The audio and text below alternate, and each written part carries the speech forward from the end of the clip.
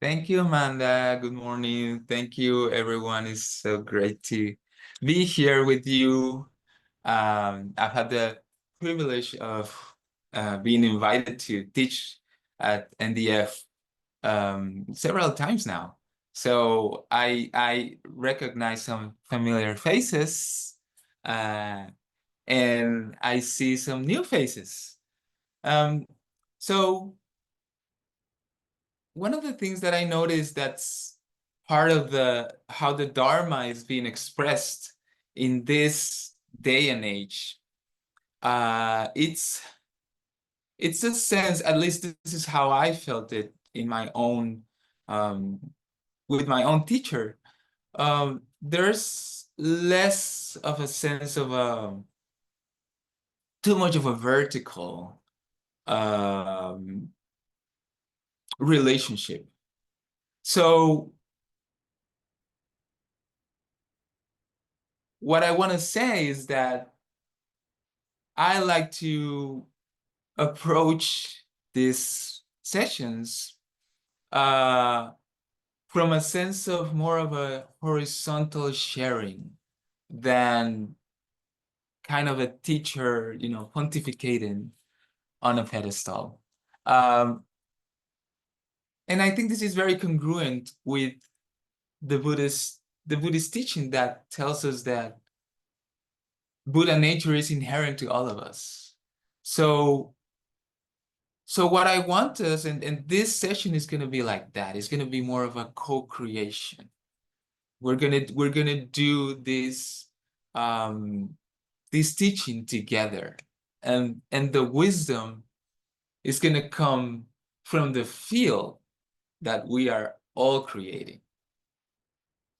If any of you were not here today, this would be a different session, entirely different. So each of you is actually bringing something very powerful to the space. So you heard an introduction that Amanda very kindly and skillfully did about me, but I want to hear a little bit about you. So I would like to ask you who are here, like I say, I know some familiar faces, some of you are new, just what brings you here today? What brings you here today? And I think, Amanda, they're free to unmute themselves, right? Yeah. So just feel free to unmute yourself and see what comes up. What's bringing you here today?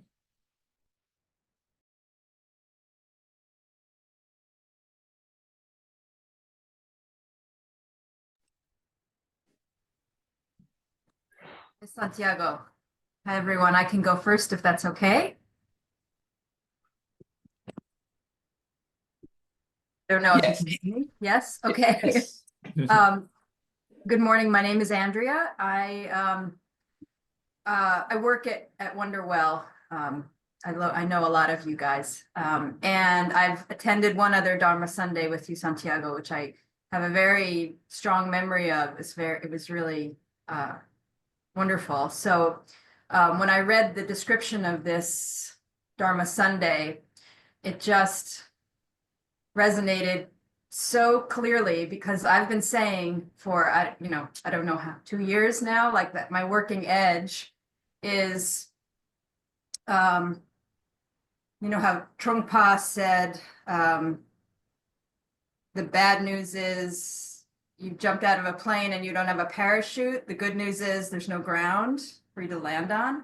So I've been using that and saying that my working edge is just relaxing in this state of total uncertainty. Once you realize that there's no certainty ever for anything, even in the next second, how do you then just relax and keep waking up and putting on your pants and going about your business once you have that clear realization? So that's my working edge. And when I read your description, I said, oh, I really want to tune in. Beautiful. Thank you, Andrea. Thank you. Wonderful. Thank you.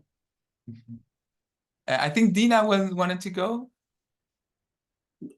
Okay, I didn't raise my hand, but like, yeah. Yes, I, like Andrea, enjoyed another session that you presented at Dharma Sunday so much, and just felt so wonderful. Felt after the session and what it brought to me.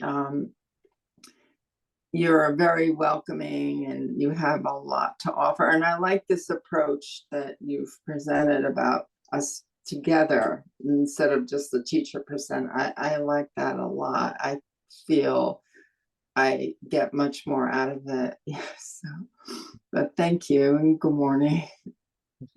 Thank you, Dina. Thank you.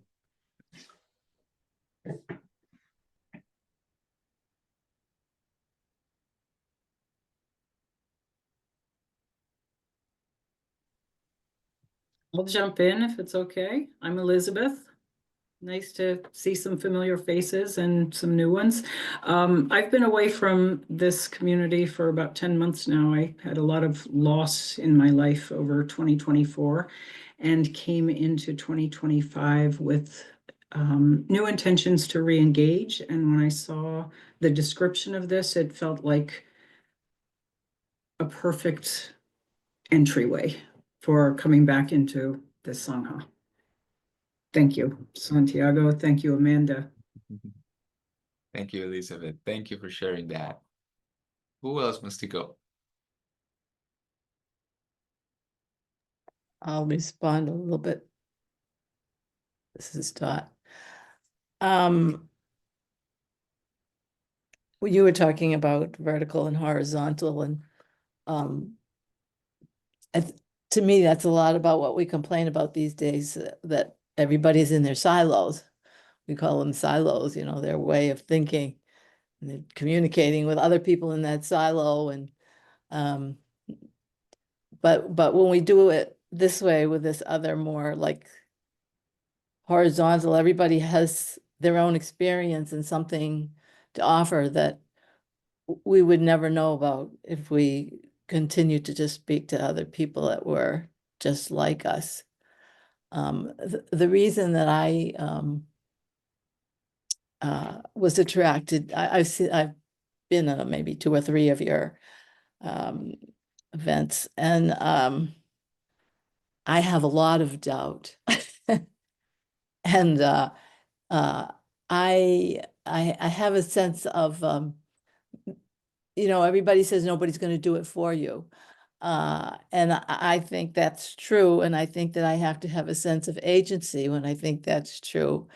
And I don't know if I think doubt can be healthy, or doubt can be just too much. And I think faith can be healthy and faith can be too much. And either one of them can draw us towards what we were already thinking in the first place. So I like the idea of having such a different perspective. I have a lot of trouble with finding the middle way. And I have a lot of judgments about other people who aren't concerned about climate change and working in the world here on Earth, even though we talk all the time about our bodies and how to ground ourselves in our bodies and the earth. And yet, it's on fire and everybody's just trying to be happy. So I'm kind of, I don't know what to do with that. Because sometimes I feel like, oh, well, I wish I could do that. And other times I'm going, well, why aren't you doing something if you're so concerned? So that's where I'm coming from. Thank you. That's great to see you again. Thank you. I like how you say this doubt and faith. There's one thing that my teacher says. It's with doubt and faith is have faith in your doubt and doubt your faith. Right. So thank you, Dad. Who else want to go? Yes, Natalie.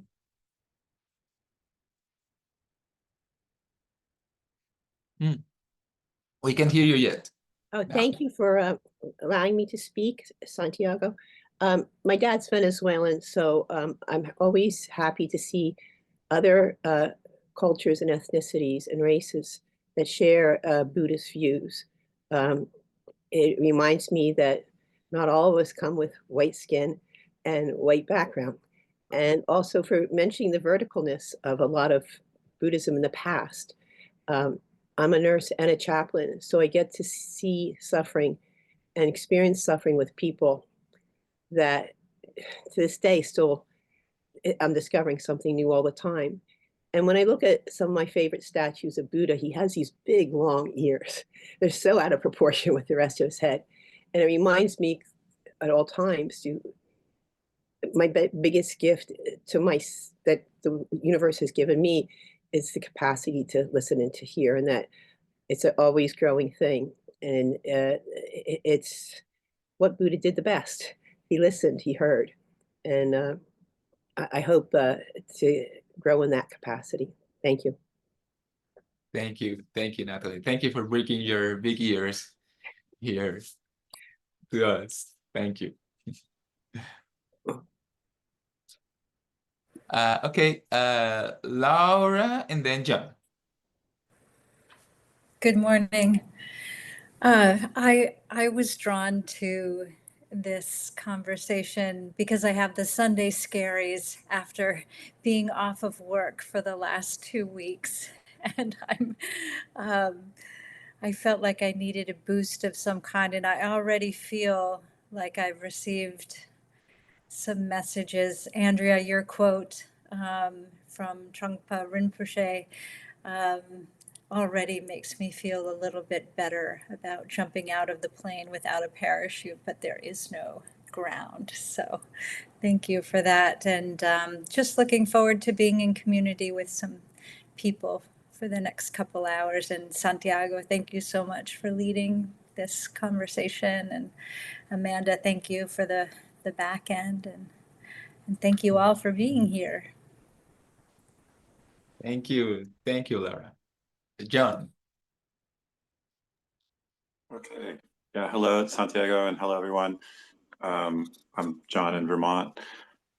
Two things brought me today. I'm completely new to the Wonderwell community. It's my first time joining. I've been mostly practicing the Theravada tradition, and yeah, excited to I don't know, explore some different views. That's been wonderful, but I imagine there's some more richness out there that I'd love to bring into my practice. Also, I've been doing a lot of group-based practice recently, last few months. It's been a big part of what I've been up to. So I'm very curious on, Santiago, your approach on the group-based here, just exploring how that unfolds. Been delighted to be here. Thank you all. Thank you, John. Thank you.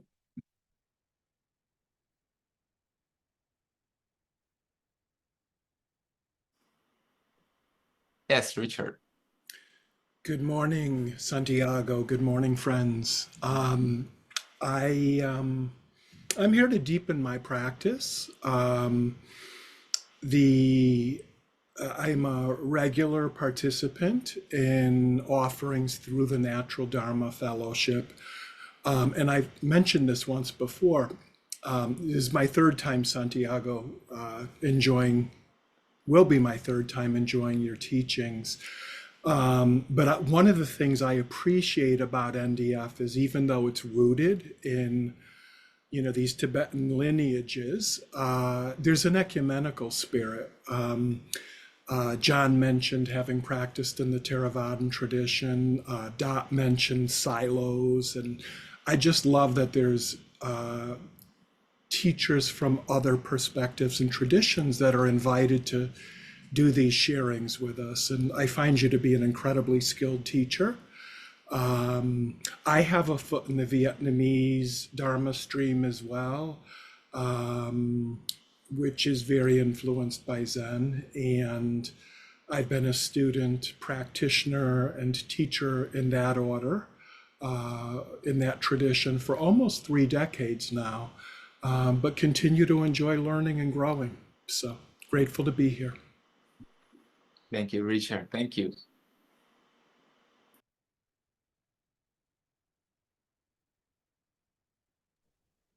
And I'll jump in and share. Even if I wasn't hosting today, I would be here because it sounds like many of you, I have experienced Santiago's teaching before, and it is wonderful. My introduction to Buddhism was actually through Zen, so it's, wonderful to get to talk with and work with a teacher that feels like it's going back to my roots. And yeah, just really excited to be here and learn from everybody in the room. Thank you. Thank you, Amanda.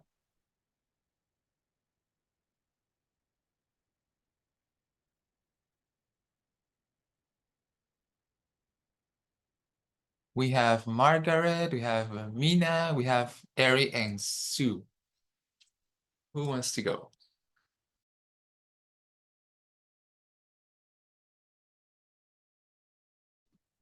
Hi, I'll go. This is Mina. Hello. I was drawn to this idea. I like this idea of doubt because I feel like in most aspects of my life, I used to try to be very controlling and sort of like shut down the doubts and really cling to certainty. And I've gotten better at letting go of all of that.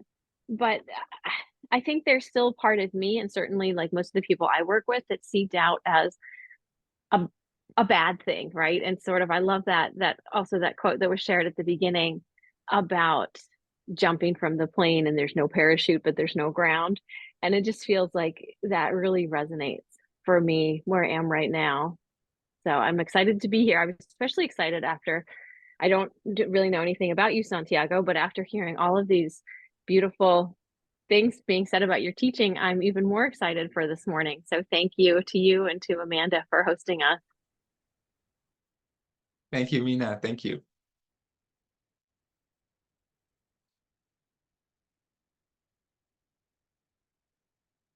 So I can go. This is Margaret. Hello, everybody. I'm relatively new to all of this. And one of my New Year's commitments was to practice more and to learn more. And so I find the Sunday hour, the 10 to 12, to be a good time for me. Although I was terribly late this morning, and I'm sorry, and I apologize for that. And I listened to Lama Liz last week, and I thought, yeah, I should do these Sunday practices. So I don't know anything about you, Santiago. Everybody likes you, so this is good. And I'm just here to learn what I can and to be with everybody. Thank you. Thank you, Margaret. Thank you. We have Eric and Sue left.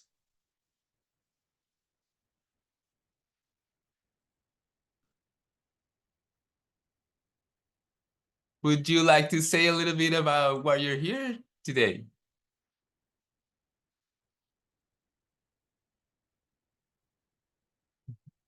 Okay, would you rather share share the way. Okay, this is good enough.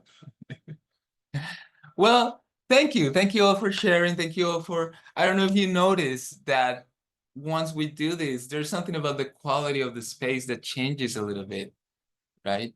It just feels more together. At least I feel it. I already feel the community more. And like I said, this is gonna be a community teaching. Okay? My role here is more of as a facilitator. I'm just facilitating the wisdom that is innate in all of us. And I always feel that I'm the one that learns the most when I do these teachings. And well, about the topic today, we already said some things about it. We already said some things about doubt, about faith. If we just take a moment to reflect on what happens when a human being is born, what happens when we were born. And we might not fully remember, we might have some idea, we might remember how it was, but a baby doesn't know anything. A baby doesn't know. He doesn't have a thinking mind developed yet. And we all start from that place. We don't know. And yet, if you look at a baby, he kind of knows what to do. You know, when he's walking, he's learning how to walk, and he takes a step and then he falls down, but he doesn't like beat himself for it, or thinks, oh, I'm stupid, I fell again. No, he's just like, okay, let's just take another step, and he knows how to eat, and he's just in this space where he's just kind of absorbing the world without needing to know so much. Now, of course, none of us stay there, because since we don't know, the world starts to tell us, and especially starts to tell us who we are. So they were saying to me, okay, you're Santiago. And then, they would say it again and again and again and again and again and again, right? And then at some point I'm like, oh, okay, I guess that's who I am, right? That's who I am. I had no saying in the matter. My mom that's one of the, Santiago is one of the names in Spanish for one of the 12 apostles that my mom really liked. So that's the only reason why my name is Santiago. I had no saying in the matter at all. And then we start to get fed with this, this don't know mind that we have starts to get filled up with ideas and concepts about who we are. But we don't see them as ideas. We see them as the truth. We see those things as the truth, right? So it's like being born. Being born is like being invited to a costume party. And everybody's wearing a costume, right? But you can't enter the party without a costume. So we need the costume, right? We need the mask that says, okay, I'm Santiago, I do this, I like this, I don't like that, these are my hopes, these are my fears, this is what I like, this is what I don't like, this is my nationality, this is my gender. Okay, that's all our functioning mask that we need in order to live in this world, in the human world. We need that.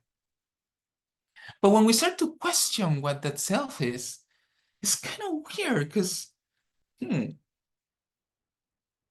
we look at the self, the Dharma tells us there's different ways of looking at the self. But one way is to see that the self is kind of made of parts, right? So there's, in Buddhism, we use the 5 aggregates. So, there's form, feeling, perception, mental constructs, awareness. But there's different ways of thinking about ourselves. If I take this little plant here, and I try to find out what is the essence of this plant. What is the essence? Well, let's see. It has these leaves, and it has the roots. It has this little thing, I forget how it's called. But then, well, the plant is not the leaves. The root is not the plant. So if we start to take it apart, we see, well, the plant, it's made of a lot of parts, but none of those parts is the plant. So what is the essence of the plant? Well, we can't really find an essence. And yet, I see it. There's an appearance here. So in some sense, when we look at ourselves and we look at other people,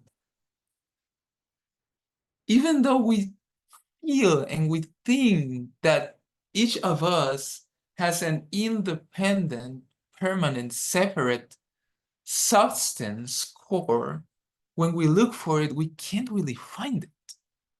We can't find it. So that can bring doubt. It's like, oh, wow. Who I thought I was, what I thought the world was, well, maybe it's not really it's not really what it is. And then we start to question, okay? And then the Dharma comes, and makes everything even more confusing. So that's, that's the path that we're going in. So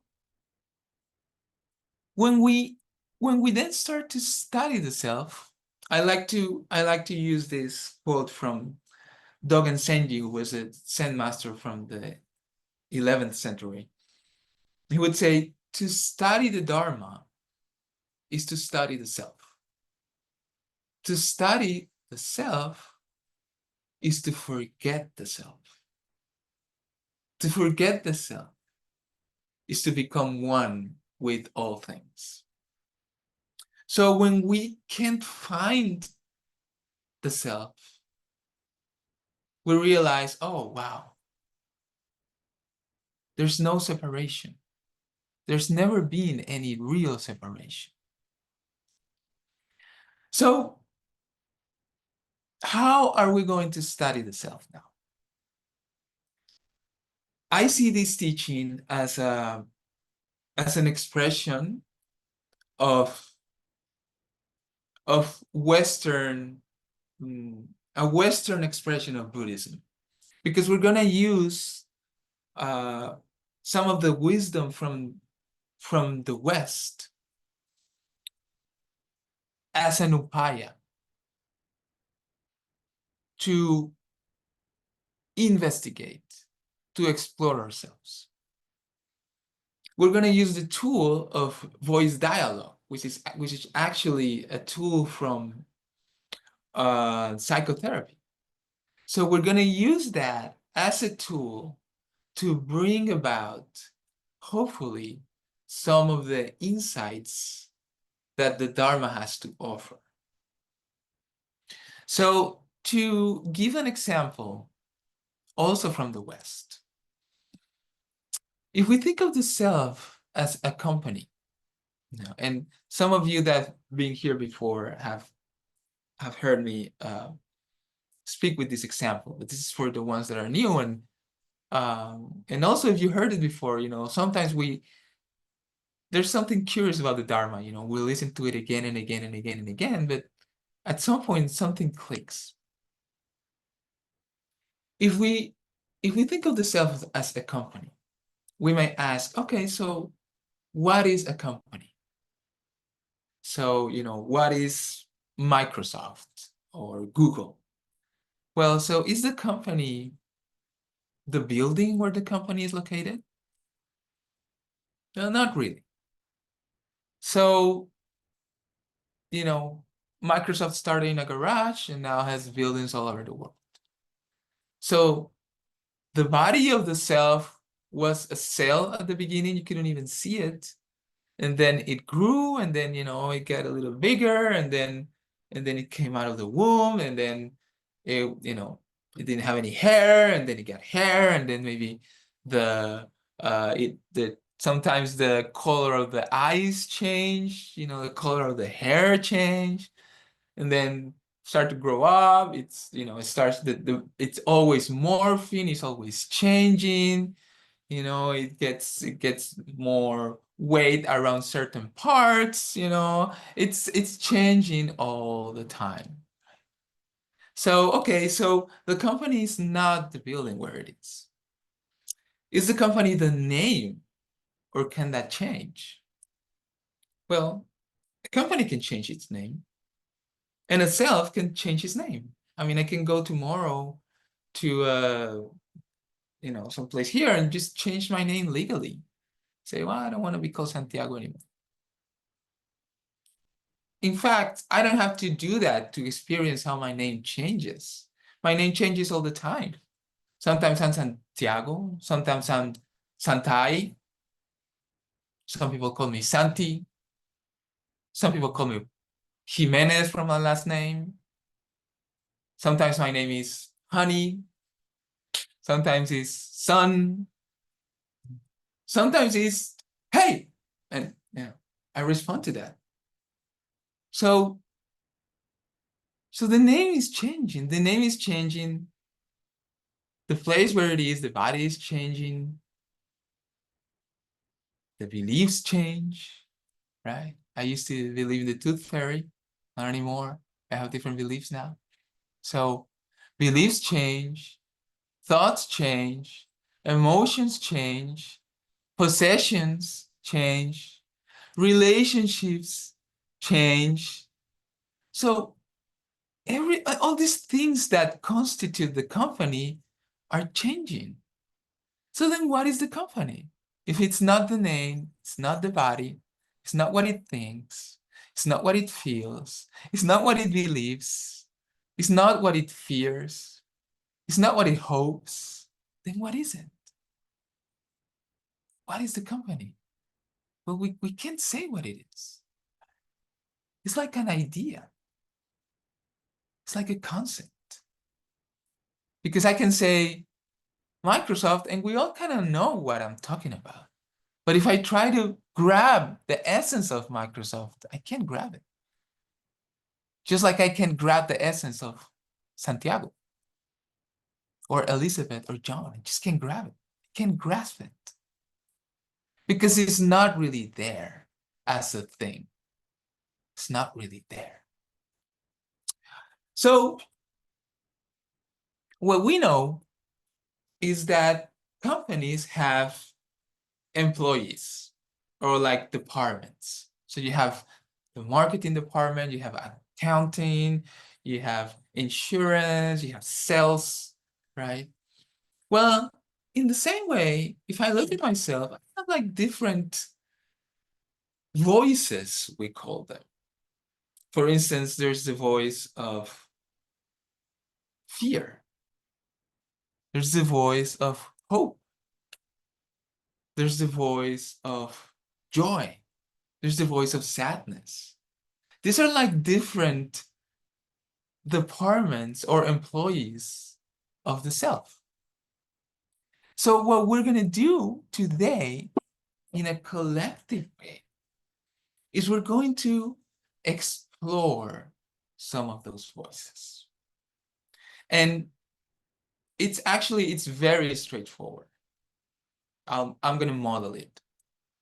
So it's very simple. I'm going to ask to speak to some of these voices. And when I do that, the key is that when I call a voice to speak, the self, the conventional self that we'll always identify with, steps aside. We let it take a vacation. And the one that speaks, it's only the voice. For instance, if I was to speak to the voice of joy, I would say, okay, let me speak to joy. And then you would say, okay, I would do it. I'd say, okay, I am joy. Okay, so who are you not? Well, I'm not the self. Who are you not? I'm not fear. I'm not sadness. I'm not curiosity. I'm joy. Well, what's it like to be joy? Oh, well, it's just everything is vibrant and I feel very energized. And what is the self? What's his relationship of the self with you? Well, he loves me. He's always looking for me. Everywhere he's looking for me all the time. He loves me. He can't get enough of me. So that's the spirit of what we're going to do. Okay? We're going to ask to speak to these voices. And the beauty of this is there's no right or wrong answer or experience. Whatever the voice is expressing, that's what it is. We're just going to get to know them. Okay?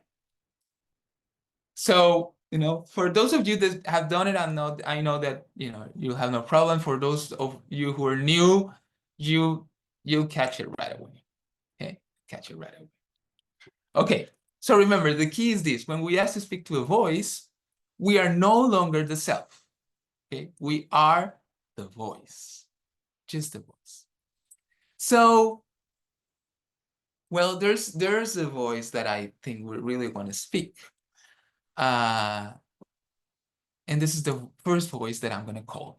And to make it even clearer that we're gonna allow the self to rest, when I ask to speak to the voice is going to be a little bit to one side, right? So for instance, if I were to speak to Joy, I would say, okay, I'm Joy, and Joy is a little bit to the right. Okay, so now I'm Joy. And the self, it's over there, right?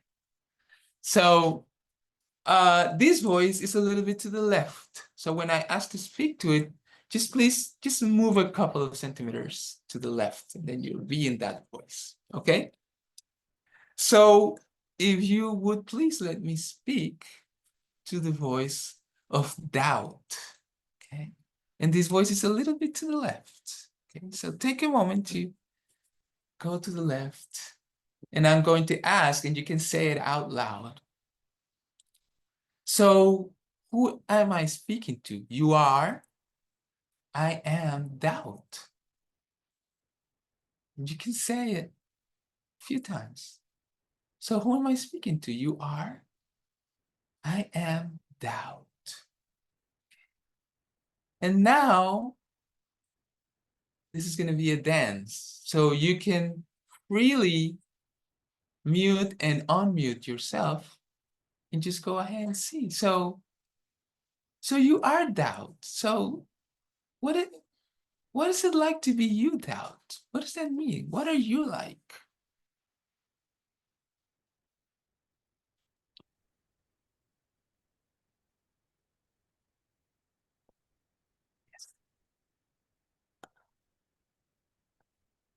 As doubt, I feel insecure. And questioning. Insecure, questioning. Okay. It, What else? it nags me. Okay, you nag Natalie. Right? Right? Okay. So you nag Natalie. Okay. So, okay, we know that you're insecure. They're feel insecure, let's say. There's questioning, the self may think that you nag. Okay. What else? What comes up as doubt? Yes. Really concerned for Andrea that she not make a wrong move that creates more suffering. I really want her to be happy and be well. I'm concerned all the time for her. Hey, you're concerned for her all the time. You don't want her to make the wrong move. You don't want her to go on the wrong path. Okay. As doubt, I said I was feeling insecure, but I actually feel more secure also, as I talked about having a sense of agency and also of the whole not knowing. I love not knowing. Kind of means I'm not dogmatic. So it's kind of funny. It's both. It's insecure and it's secure. It's a source of security also. Wow. Okay. Wow. Yeah. Okay. Beautiful. Yes. Yeah, I love what you just said about that, because I do feel that paradox. It feels like on one hand, it's freeing that I don't actually have to like live within these systems that I've sort of thought were going to last my whole life. And then on the other hand, it's terrifying, right? Because it's like, if I'm not in this role, this person I've always thought I should be, then who am I? And how do I navigate the world? Great. Okay. So when you come up, then maybe Mina feels, okay, well, how do I navigate the world with, because if this is what I'm familiar and like, you come as doubt, and maybe it's like you kind of like shake things up. Does it feel like that? It's like you're shaking, like, even the foundations, you're shaking them. Yeah, yeah, that's exactly what it feels like. These things that like you sort of were taught from a young age, you just take for granted, then you're just questioning them. But doubt also gives you, or doubt gives me a space. You are doubt. So what do you give to Natalie? I give Natalie a little Yeah. space to Oh. not just be herself, but to see bigger things that she's not secure with, that she's fearful of, but still curious about. So in a way, I think the paradox, I have both good effects on Natalie and bad effects. You know, she struggles with it. Oh, okay, okay. We see that you kind of like have these two sides. Yes. Doubt knows that the ground is moving. The ground is always moving. So Yeah. One thing. So who I'm speaking to? Doubt. Doubt. So Doubt. you know, what do you Yeah, know okay. as doubt? What do you All right. know as doubt? Doubt is always there. Yeah. You are always there. How are you always there? I'm not always there.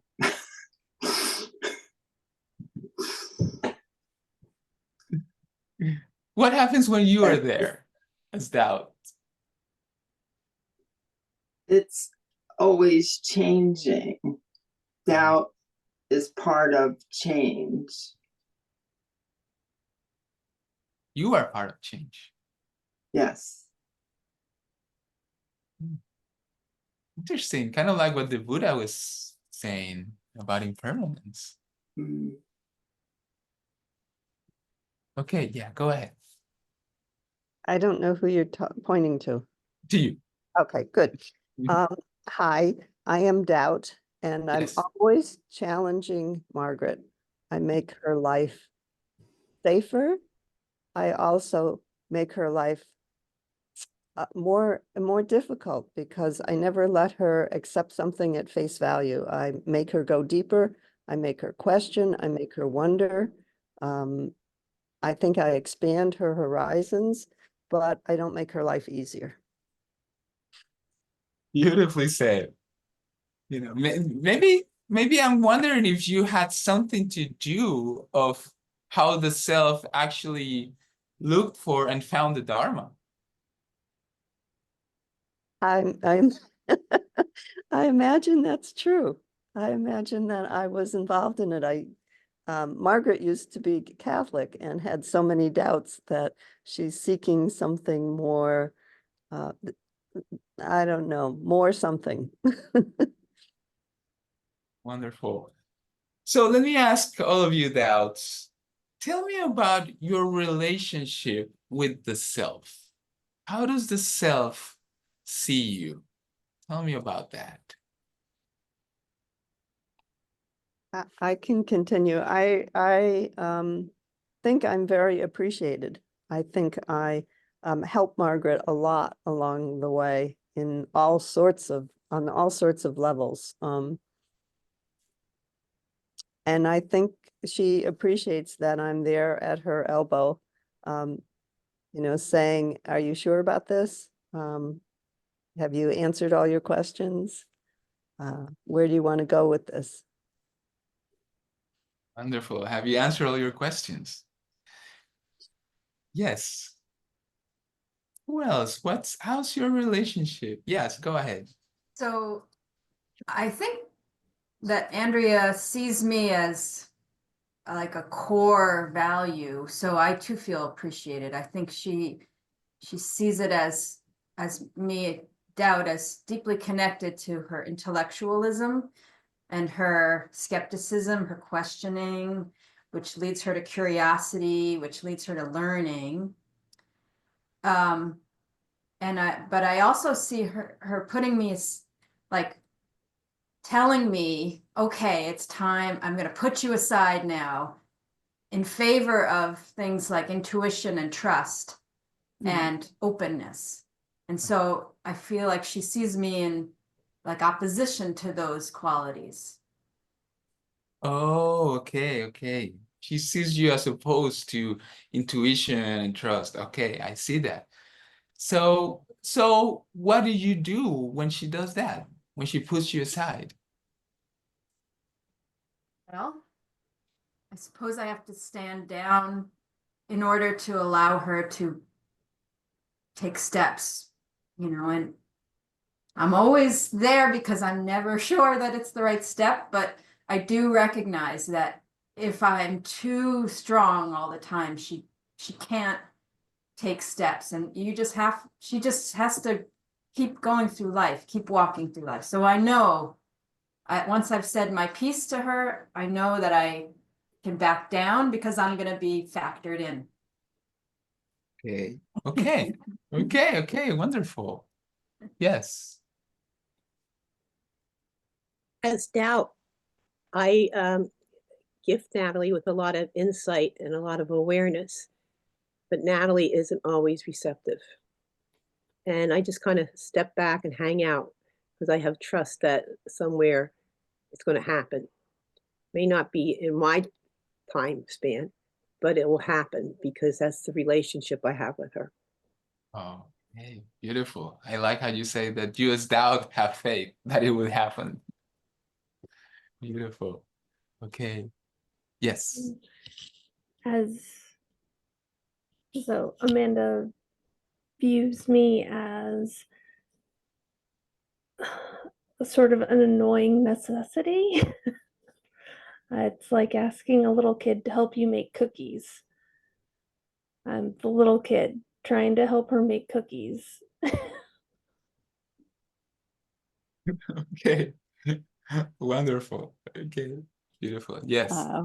Um, well, so I'm doubt, and I wish Mina was as nice as all these other people because I think she hates me. I really do.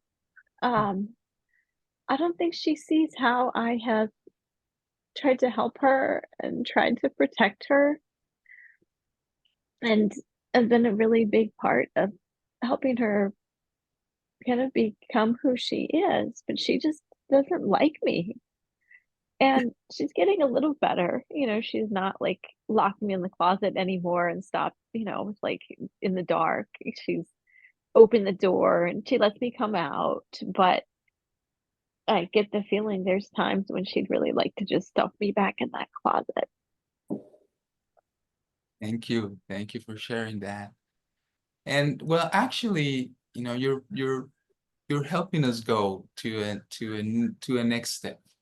So I want to speak to a specific part of you as doubt. So I want to speak to the unacknowledged doubt. So let me speak to unacknowledged doubt. We can also think of you as the zone doubt. The unacknowledged, the zone doubt. And we can just say it. So let me speak to this unacknowledged doubt. So who am I speaking to? You are?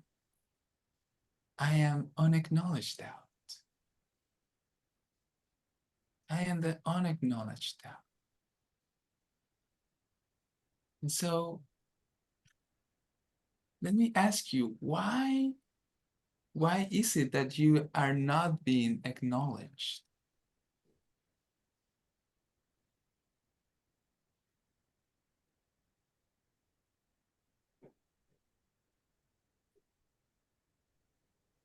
Is it because we don't allow or make space for an acknowledged doubt, and therefore, like Mina, who likes to put her doubt in the closet, we can do that at times too. And for me, I don't know if it has a quality of unacknowledged as much as I know I've pushed it away. And okay, so let me speak to the unacknowledged doubt. So you are? I'm an acknowledged doubt. Yes, so just take a moment. You are doubt and you're not being acknowledged. You're the unacknowledged doubt. Take a moment to look into yourself. I think As unacknowledged doubt. Yeah. I think Natalie knows I'm there, but the way she comes to deal with me, it has to be on her terms. Oh, okay. Got it. She can't, I just have to hang out till she's ready to see me. And I Okay. know that she kind of does see me, but her awareness can block me out at times. She's not Got it. completely in the dark about me, partially in the dark about me. Okay. Okay. Yeah. So it has to be on her terms, right? That's the self say, okay, you come out, but on my terms. Okay.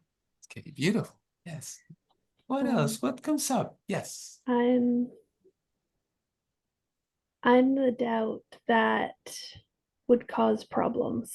I'm the doubt that would lose all the good things that exist. Okay. So does she think that if she acknowledges you, then she would lose all the good things? So that's why she keeps you unacknowledged. Okay, got it. Makes sense. Yes, it makes sense that she would keep you unacknowledged because of that. Yeah. What else? What comes up? Um,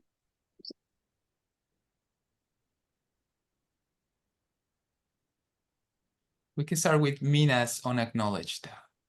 okay. I'm unacknowledged doubt, and I think Mina's afraid of me because if I come out, I'll break the mask.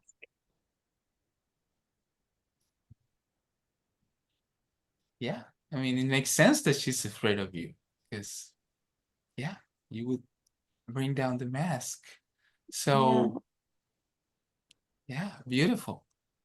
Margaret's unacknowledged, and then, okay, go ahead, go ahead. Oh, well, I think she also, though, doesn't realize that I am a source of power and she's not tapping into me. And that makes me feel kind of sad.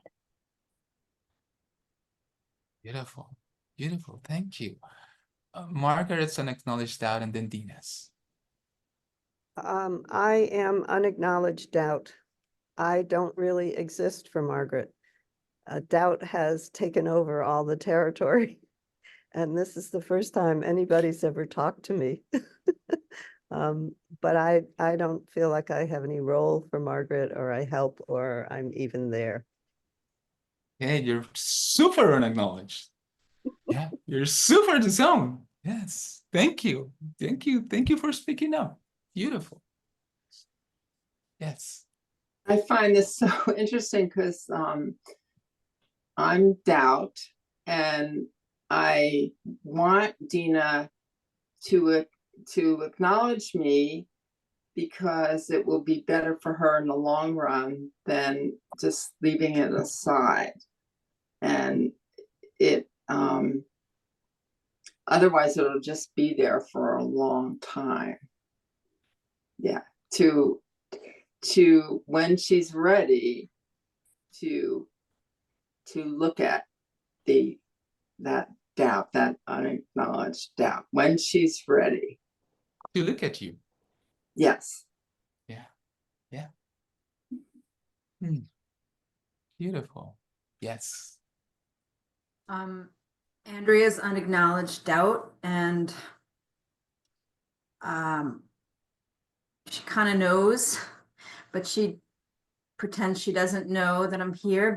And I think it's because there are these other parts that are really greedy and they just want what they want.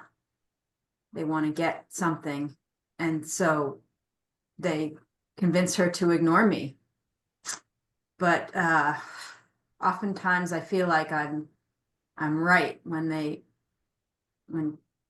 it happens, and I can say, I told you so, or I tried to tell you so. Beautiful. Beautiful. So, okay, so the self has you unacknowledged, this zone, we can say unawakened, like in the basement. There must be a reason. There must be something that the self is gaining. There's got to be a benefit that the self is perceiving by having you unacknowledged. What is that? What do you see? What is the self gaining? What is it? What is it? I Nope. think the self is looking for some security. But unfortunately, if I don't acknowledge parts of myself, then I'm more reactive. So wait, who is Feel like this? myself Who I'm speaking to? as unacknowledged doubt. You're an acknowledged doubt. Okay. And we know that the Yeah. self has you disown in order to feel secure, get some kind of security. Does that make sense? Right, except that it might make the self more reactive when I'm not acknowledged. Oh, okay. Okay. That And I makes might sense. make mistakes and say things I shouldn't say, or make judgments or not allow without The, real. the self would do that. Yeah, the self would do that. Yeah. Well, I'm not By being. not acknowledging you. Yes. Yeah. Yes. Beautiful. Yeah. What else? What's the benefit that the self is getting by Control. keeping you disowned? Control, security, self-preservation. Okay. Control, security. The self feels like it's in control when you're not there. Does that make sense? Like it's safe when you're not there. Okay. Okay. Yes, go ahead. I think that the self really wants to there are these fantasies that the self has that the self is really trying to get, and by keeping me at bay, the self gets to try to make this fantasy happen about whatever it is the self wants. But I mean, I can see it coming like a train wreck, and but if I'm not listened to, what can I do? That's beautiful. Yeah, because so the self disowns you, keeps you in the basement so that it can stay deluded. It's beautiful. With all these fantasies, right? Trying to make those fantasies like a real thing. Beautiful. Beautiful. Wow, there's already so much wisdom in you. And and even you still being in the basement. And look at all the wisdom that's coming out of you. But the unacknowledged self or unacknowledged doubt, me You as are unacknowledged doubt, Natalie has a sense that I'm there at all times. And she's, when I come up for her, she goes through the struggle. She may put me back down in the basement. She may let little bits of me come up. She seems to do it in a measure that she can handle. And sometimes I can be explosive. makes sense. Makes sense. You know what? If we think of you as a being, we can think of you as a being, as a child that's been put in the basement with no food, no access to light, no access to play, just being stuffed down. What does a child do? I mean, it's just like lays there. It's gonna draw attention. It's gonna say, "Hey, I'm here." How are you calling the attention of the self? Yes. I am unacknowledged doubt, and after listening to everybody, I wonder why I don't have really any role in Margaret's life, why doubt has such a central role and challenges her and pushes her, and I just sort of hang out with doubt. And I'm really curious why everybody else has all this unacknowledged doubt and things in closets and basements, and I don't feel like I really exist or have any role. What's wrong with me? That's a great question. Yeah, why is it that, Margaret doesn't see you at all? Well, doubt plays such a big role that they're really, I don't know, I do stand with doubt, so maybe Margaret is just more Or open. you are doubt. I mean, you are doubt, but you're that doubt that she's not seeing. I don't know. She's really she's really questions and looks and challenges herself. And I mean, she's persistent in the world and she doesn't take things, you know, for granted. And I don't know. I think I feel like all the doubt gets acknowledged, at least in some way, you know, maybe said no, or, you know, maybe accepted and works with, but I don't, but now I'm really curious why everybody else has such a big component and I don't feel like I have any at all, any place at all, except to be there. Beautiful. Yeah. Beautiful. We'll see. We'll see. Okay. So yes.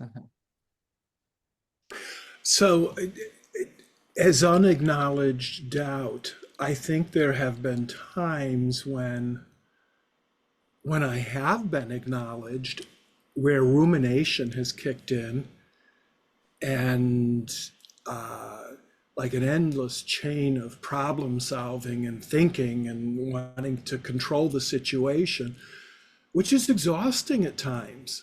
But I don't think he's aware that keeping me in the basement, so to speak, and suppressing me is also draining energy. Absolutely. Absolutely. Well, now that we're here, let's take a further step. Let's take a further step. Let me speak, please, to great doubt. Great doubt. Okay? So just take a moment and please let me know who I'm speaking to. You are? I am great doubt. I am great doubt. And just take a moment to be great doubt. And you're not fully acknowledged yet. You're not fully owned and awakened yet. You're just great doubt. What does it mean that you're great doubt?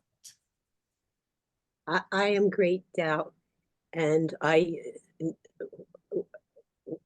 think that Natalie fights me because, especially around issues of death, particularly her own, can she be with me in that process, moment to moment, without pushing me away or going to a place of selfness? And she has some sort of awareness that I exist, but she likes to think that, oh, she can do that, but she does not know for sure and has no way to know for sure. Can I be present for every moment of the change that's going to happen, or is it going to be in an instant? And because of my age, I do think of that as Natalie, but doubt, great doubt, is present. And you are present. Yeah, it makes sense. Makes sense. Okay, beautiful. Yeah. What comes up as great doubt? You're great doubt. What do you bring up? Yes. I'm great doubt, and I'm very powerful, but I'm aware that I have the power to paralyze Andrea. So I really don't want her to spend too much time with me. I'm okay to sit down to the side. You know, I want her to keep moving. I think I trust in her, you know, I think she's all right, you know, she's gonna land on her feet. Even if she takes a smaller doubt, is worried about this step and that step. But I see the big picture and I think that she's capable, she's strong, and she'll work through whatever it is, even if there is suffering that comes with this step or that step. I am relaxed, you know, I got her back, and I don't want her to just be paralyzed. I think she'll land on her feet no matter what. Thank you. So if I get is that Andrea thinks or has an idea that if you come up, that can be paralyzing. So that's what she thinks. Okay. Okay. But you said you're very relaxed. So why does she think that you're going to paralyze her?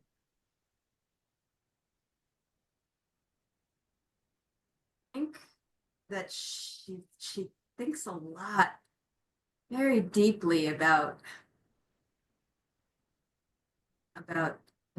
existence and the meaning of things. And I think if and this is me, you know, I'm the doubt that underlies everything, underpins everything, all of her relationships, herself. And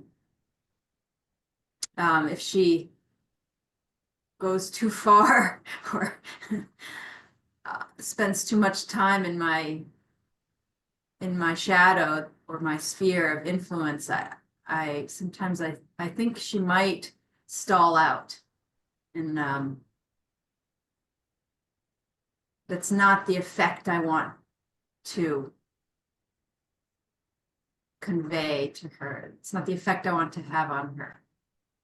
Okay, so that makes sense. So in order for her to keep her relationships and the things that are valuable and not be paralyzed, she keeps you at bay because she thinks you could be paralyzing. Yeah, I don't want her to think that any one thing has too much weight, you know? Yeah,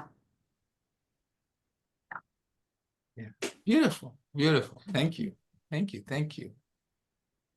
Yes, Mina's and Dina's and then Mina's great doubt. I am great doubt. I want Dina to sit with me, show me compassion, and hold me.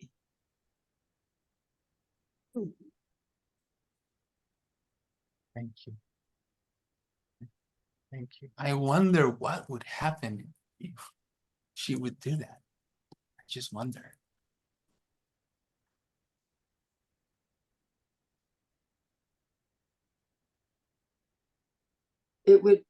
It would be wonderful. I can't put it into words. Maybe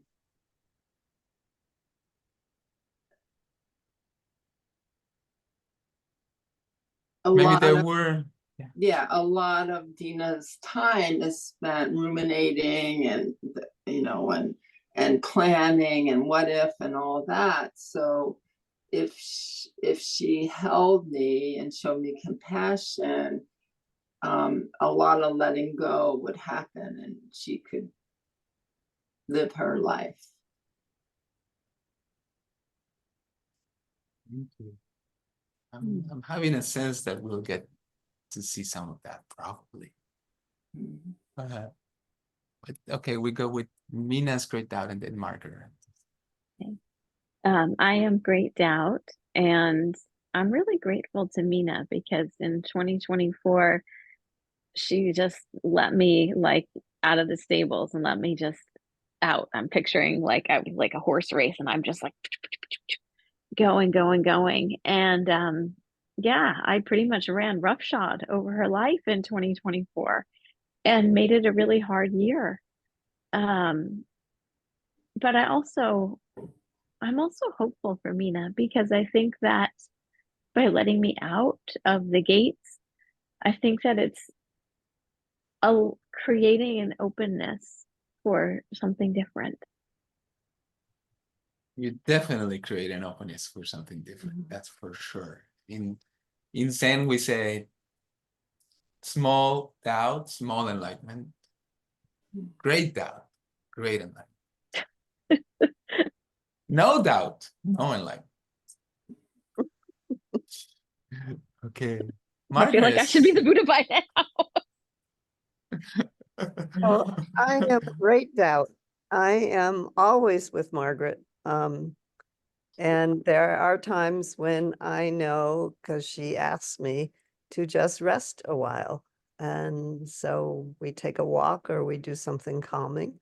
But I know that I'm always there.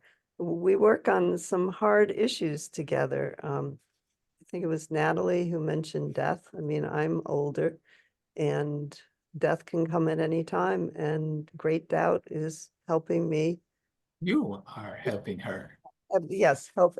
That's right. Great doubt is helping me come to terms with all of that. And I'm very surprised to hear that everybody else's great doubt is something that they seem to fear and hide in closets and things, because great doubt is a wonderful, Because you are. because it's wonderful for Margaret to have me at her side and helping her all the time.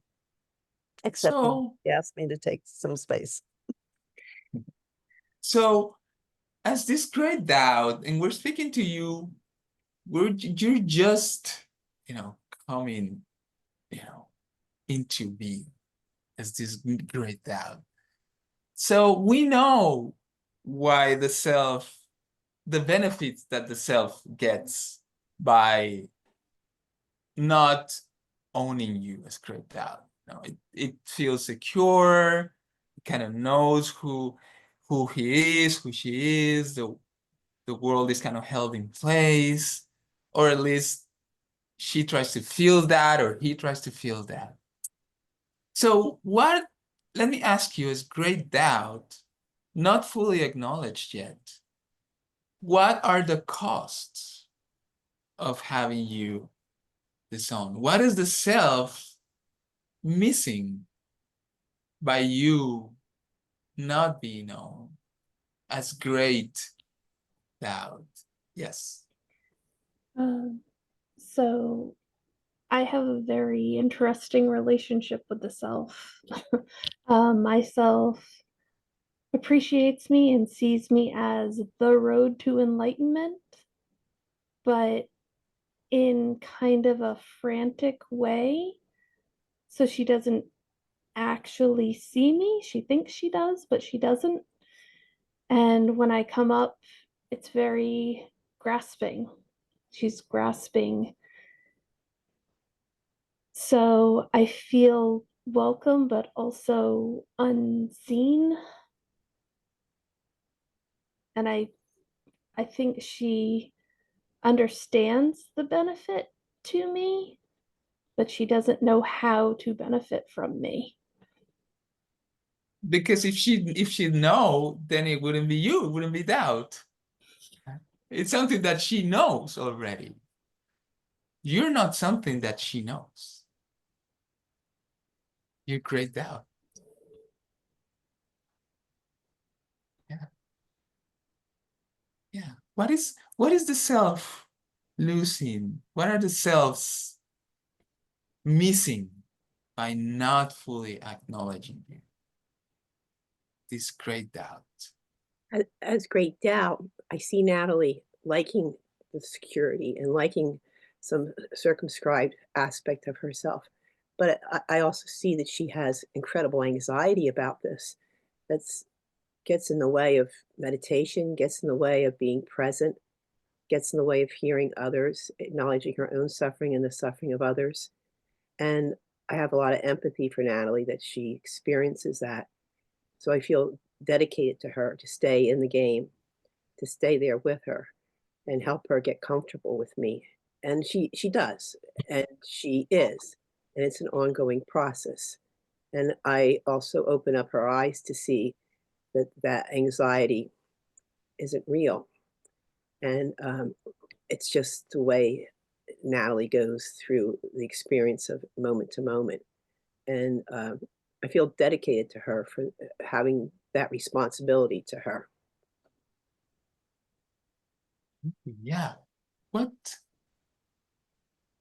If you look at the self, you look at yourselves, the self without you.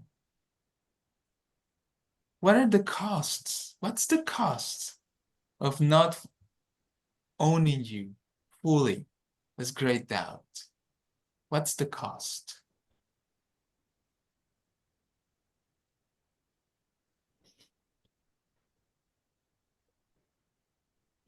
How could you be in the moment to moment of life without me? How could you experience who you really are without me? How could you experience others without me? How could you have compassion, awareness, insight without me? I'm there, as annoying as I am, to help you with that. And we fight. And it's okay. Maybe the self is missing to know who she really is, or who he really is. Yeah, what do you get? What do you sense the self is missing? Like keeping you at bay.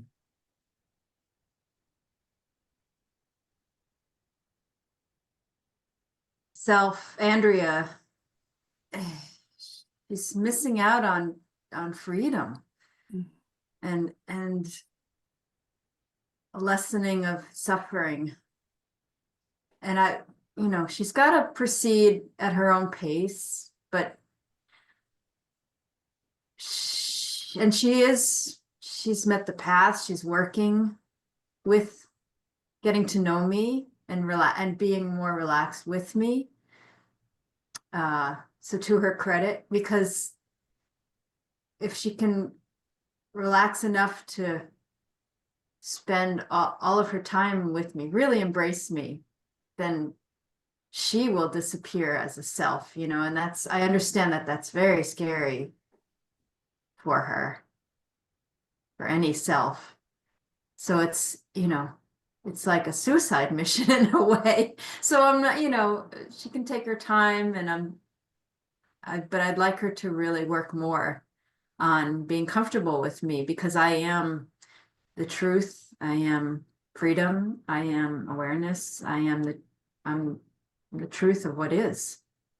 I'm all that is. Only that. You're all that is. That's the only thing she's missing. That's the only thing the selves are missing. So I get it. I get it. That's scary for the self. Okay, I get it. It makes sense, right? It makes sense that the self is scared. The self is scared of you coming up. Now, let me ask you something. This is for all of you. What's more scary? You coming up, or that the self lives her entire or his entire life never knowing you? Never knowing you. What scares you most? What's more scary for the self? Never having doubt. Yes, all right. Yes, so imagine, we're not gonna let you out yet, but just imagine, what would it be like for you, great doubt, to be fully acknowledged, to be fully embraced, to be fully allowed to be you, great doubt. What would it be like for you to just be you, this great doubt? Just imagine that you were fully free to be yourself, to be great doubt.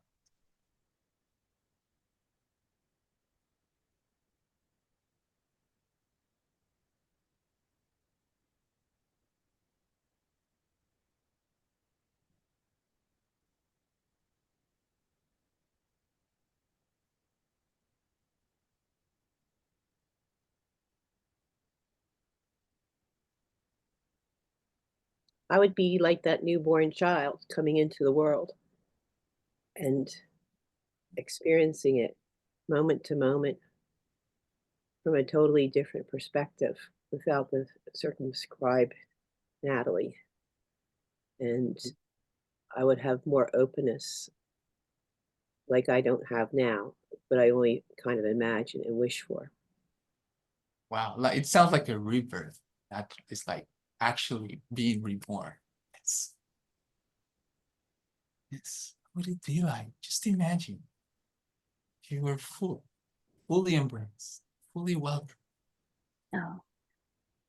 So I am great doubt, and if Mina fully embraced me, there's this irony that she would realize like there's other fish in the sea. Like if she let me fully be there as her great doubt, she would also be welcoming in great joy, great self-trust, Mm. great acceptance. And so by keeping me not like she'd let me in, but she, you know, it's kind of like those obnoxious family that have to come to your house and you have to let them sleep in your guest room, you know, there, yes, and you make them breakfast, but you don't really want them there. And so that's not quite a full embrace. But yeah, there just would be so much more possibility. And I think I am taking up so much of her bandwidth that could be better used in other ways because she's not 100% embraced me. Yes, you will be the door to everything. Mhm. Yeah. Interesting. I think if I were, as great doubt, if I were let out of the basement, it would allow myself to examine it more and find areas that don't include great doubt. So it's like a conversation, and when it's all great doubt, then there's no conversation, but you let it out, you can kind of You came out as what great am I doubt. not doubting, you know, what Yeah. do I believe? Is there anything I have to start with? Instead of doing it all in like one big great doubt. That's not, I don't think that works. That's the reactive way. That's the reactive way. Yeah, exactly. If But you if just you let come out, me on yeah, purpose out of the shadows or the basement, it could yeah, be not as bad as she's afraid of. absolutely. Wow. Look how much power do you have, great doubt. You can doubt everything. Everything. You can doubt it. Wow. Left no stone unturned. You can doubt everything. That's the power that you have. Everything.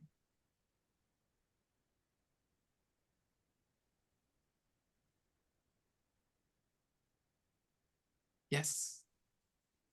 Since I, as great doubt, plays such a big role in Margaret's life, I think I have helped her see that she's only a construct. And I think I've also opened doors for other great feelings. Not that she lives in that place all the time, but that I think senses how important it is for me to continue to work with her. I wonder what can happen if she fully embraced you. What else could you doubt? What else could you doubt? Wow. Beautiful.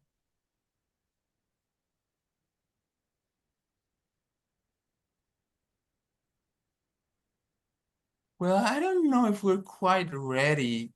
Amanda, can we have a part 2 of this so that we can?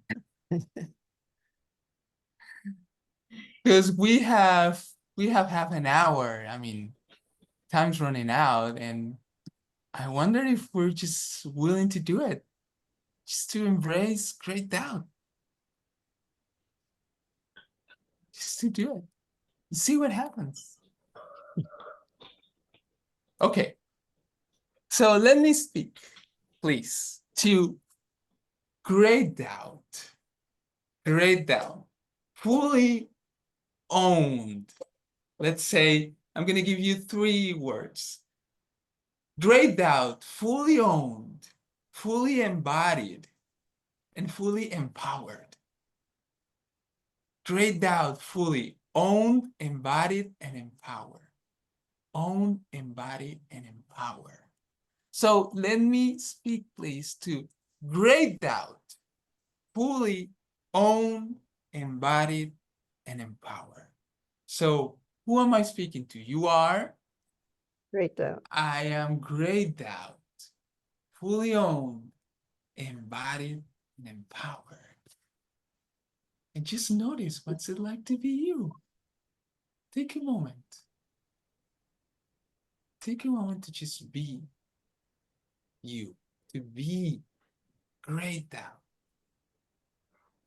fully owned, embodied, and empowered.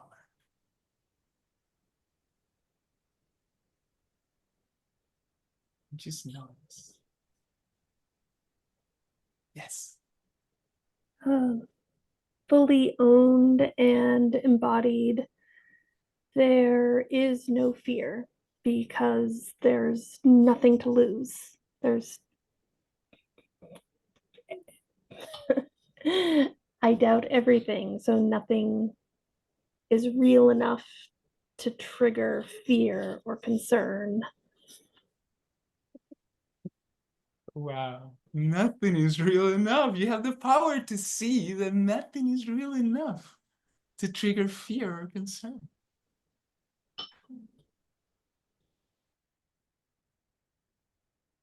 Great doubt.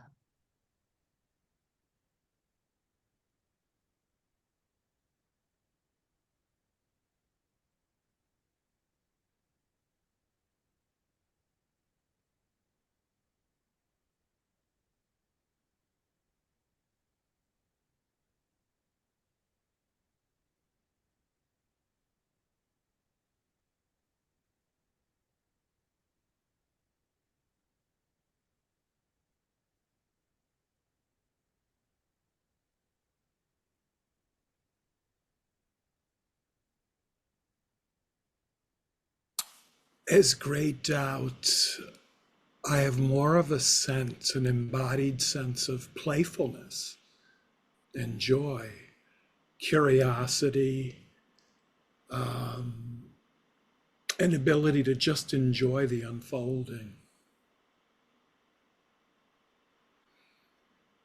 Enjoy the unfolding. Who would have thought? Leaving it as it is, just no need to meddle or manipulate. No need to meddle or manipulate.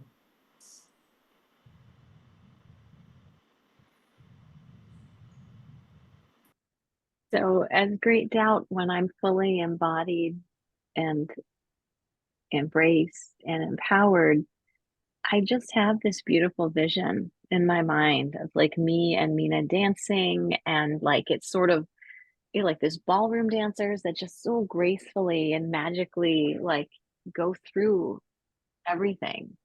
There's a lot of vitality and a lot of connection. And like Richard was saying, it's more playful and it's lighter and it feels kind of magical. So light, vitality, magical. I thought you were going to be paralyzing.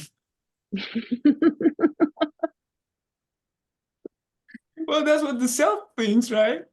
Mm-hmm. The self is really funny if you look at it. Self has all these ideas.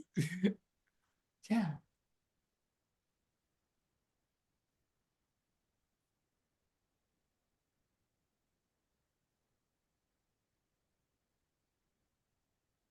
Great doubt, fully embraced, embodied, empowered.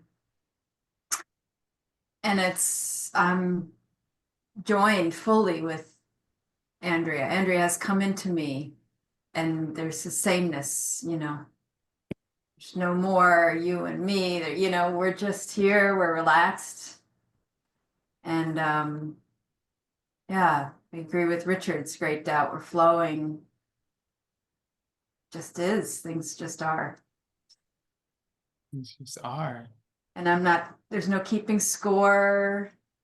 There's no paralyzing fear.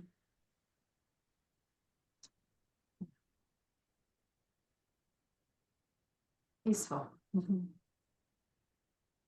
Peaceful, no paralyzing fear, no need to keep score. Just here. Just here.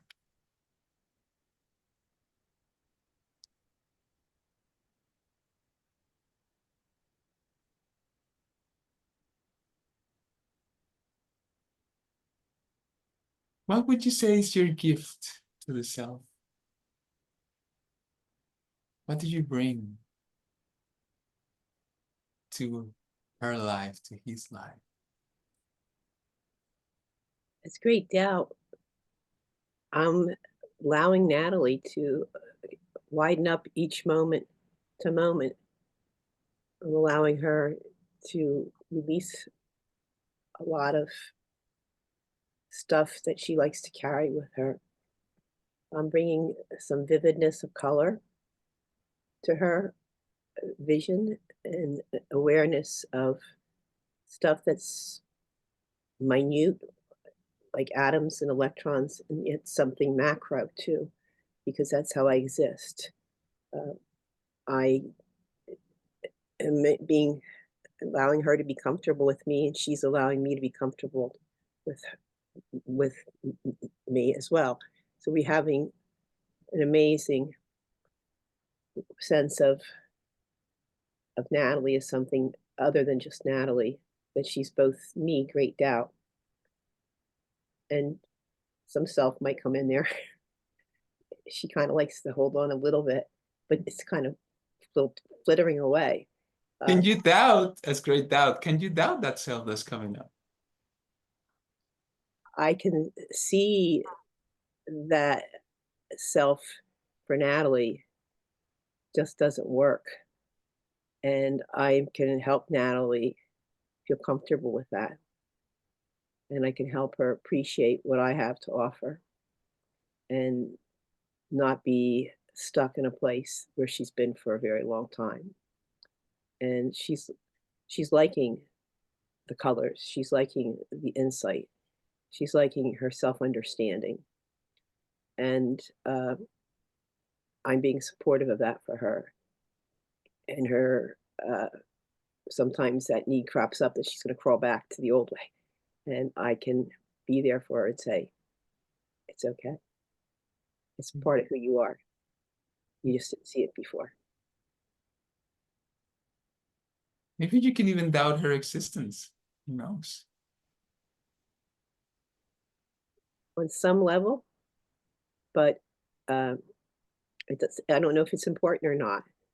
It's important that I be there for her, that I love her and she loves me, and that she sees how I can open doors for compassion, how I can open doors for insight, how I can open doors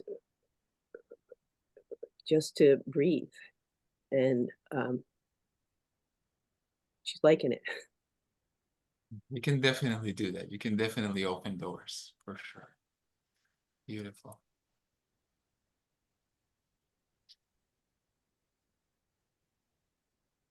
I get back to what I was saying at the beginning and the strong need for feeling a sense of agency.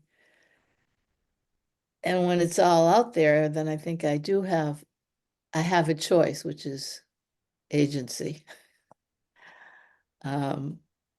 It's all part of this contradictory stuff. So as I allow this myself for myself,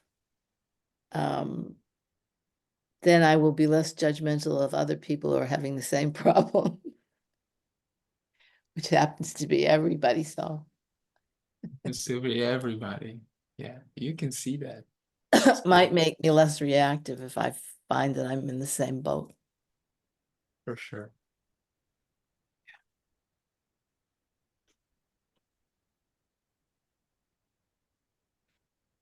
My gift to Andrea is relaxed presence with the flow, again, the flow. Relaxed presence with the flow of everything.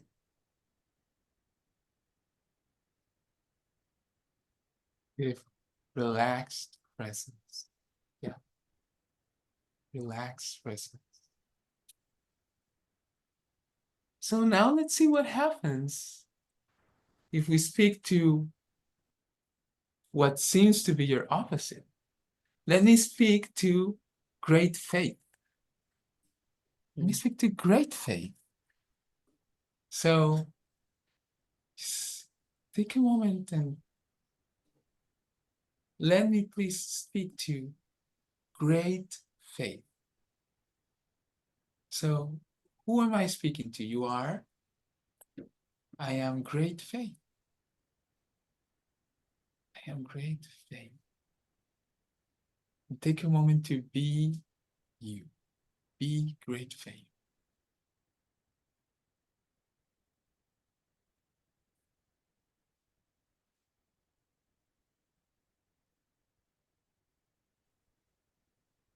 I am great faith, but I can't exist without great doubt. I need great doubt. You can see that. In fact, we say that you, as great faith, the only way that you can arise is by the arising of great doubt. If great doubt doesn't arise, you can't arise. It's true.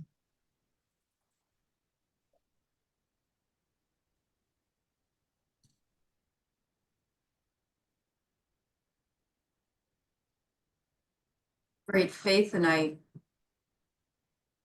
indistinguishable from great doubt.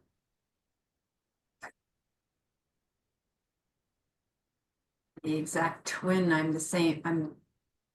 There's no distinction. It's the same exact. I am great doubt, great faith, and I am great doubt at the same time. Isn't that amazing?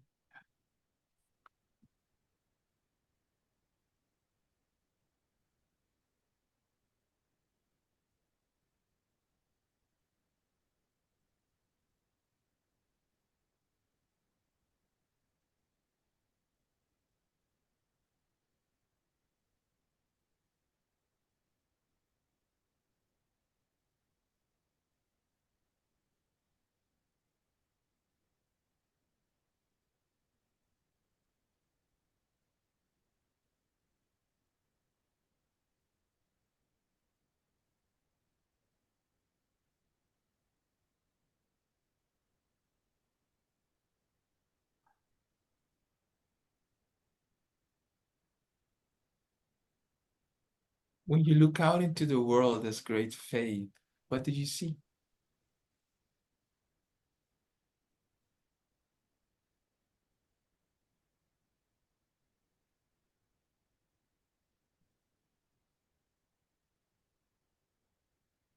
Beauty, light,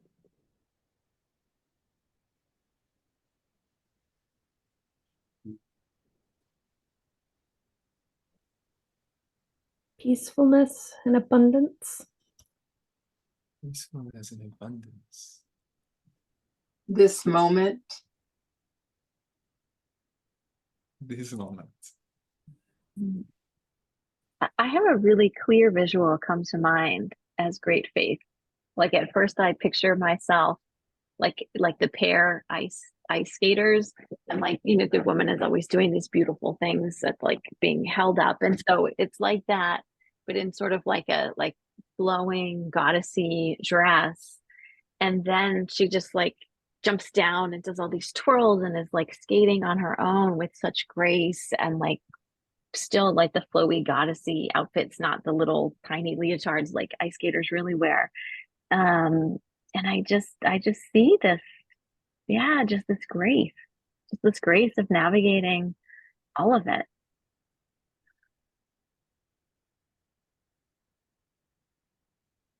Beautiful.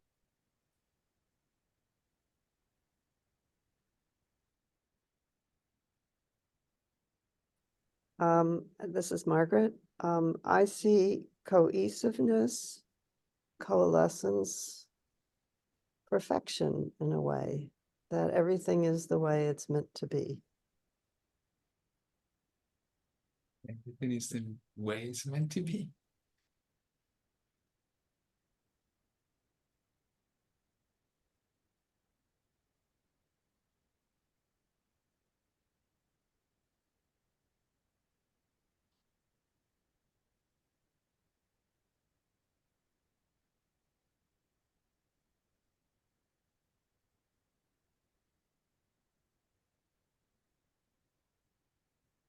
So as it was said, you notice how great great faith and great doubt are really not separate, really one thing. So you can see that there's really not a clear boundary between you two, between you, great faith, and your apparent opposite, great doubt. So if we can see that, or have a sense of that, then we can speak to the last voice that I want to speak now.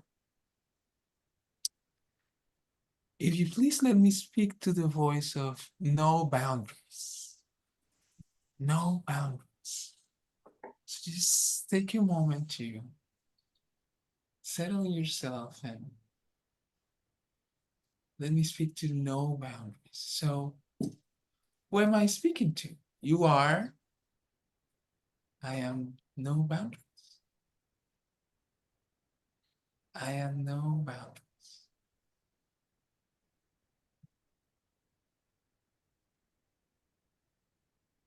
I am no boundaries.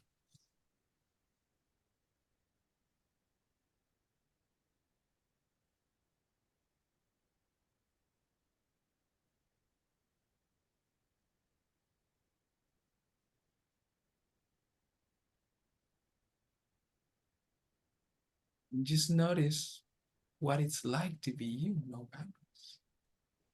See if you can find a boundary.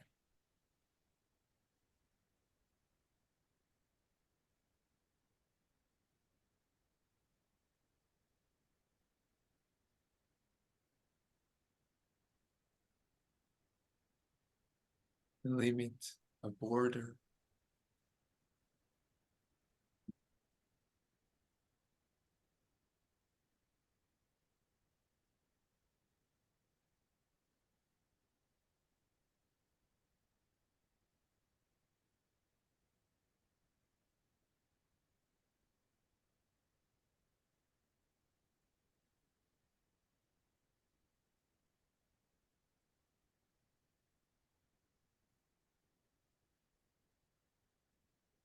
There's no boundaries.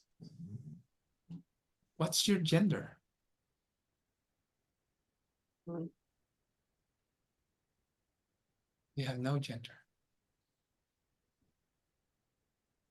What's your age?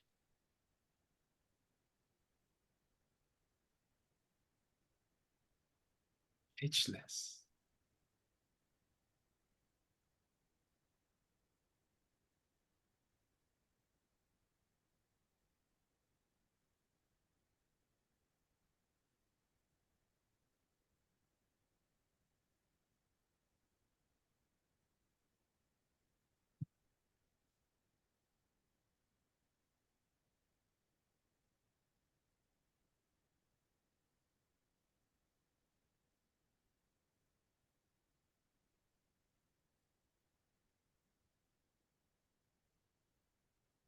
What is outside of you?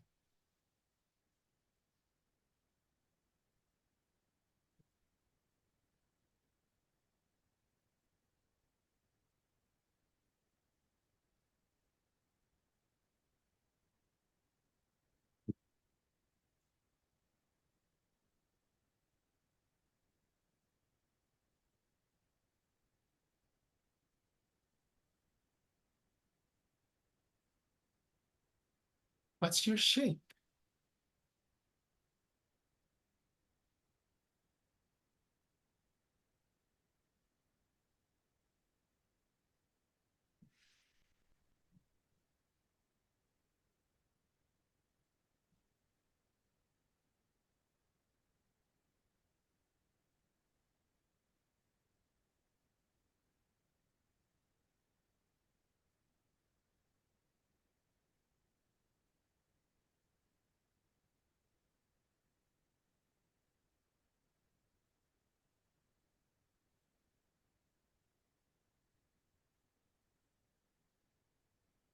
For a moment, let's just sit. There's no boundaries.